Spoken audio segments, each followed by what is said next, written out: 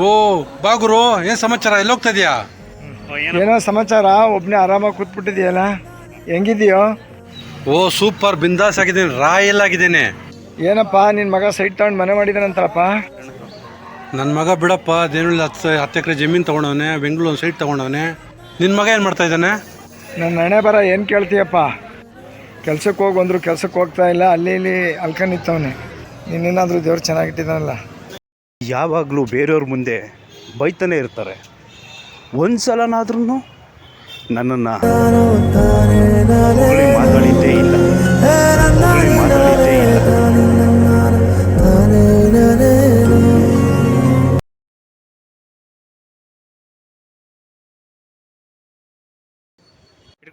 ಯಾಕೋ news paper ಕೊಡ್ತಾ ಇದೆಯಲ್ಲ, ಏನು ಸಮಾಚಾರ? ಯಾವಾಗಲೂ ಹೇಳ್ತಾ ಇದೆಯಲ್ಲ, ಕೆಂಪಣ್ಣನ ಮಗನ ನೋಡಿ ಬುದ್ಧಿ ಕಲಿ, ರಂಗಣ್ಣನ ಮಗನ ನೋಡಿ ಬುದ್ಧಿ ಕಲಿ ಅಂತ. ಅವ್ರು ಏನೇನು ಕೆಲಸ ಮಾಡೋರೆ ಅಂತ ಈ ಪೇಪರ್ನಲ್ಲಿ ಗುಣಗಾನ ಮಾಡಿ ಬರ್ದವ್ರೆ. ಚಿಕ್ಕ ವಯಸ್ಸಲ್ಲೇ ಮನೆ ಕಟ್ಬಿಟ್ಟಿದ್ದಾರಾ?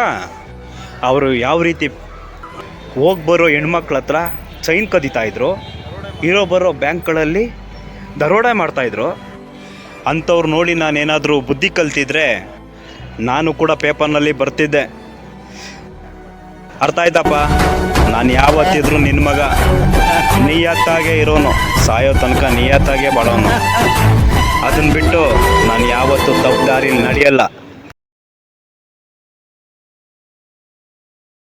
ತಪ್ಪು ಮಾಡಿಬಿಟ್ಟೆ ನನ್ನ ಮಗನ್ನ ಅವ್ರಿಗೆ ಇವ್ರಿಗೆ ಹೋಲಿಕೆ ಮಾಡಿ ತಪ್ಪು ಮಾಡಿಬಿಟ್ಟೆ. ಇನ್ನು ಮುಂದೆ ಯಾವುದೇ ಕಾರಣಕ್ಕೂ ಅವ್ರಿಗೆ ಇವ್ರಿಗೆ ಹೋಲಿಕೆ ಮಾಡಿ ಮಾತಾಡಲ್ಲ. ಲವ್ ಯು ಮಗನೇ.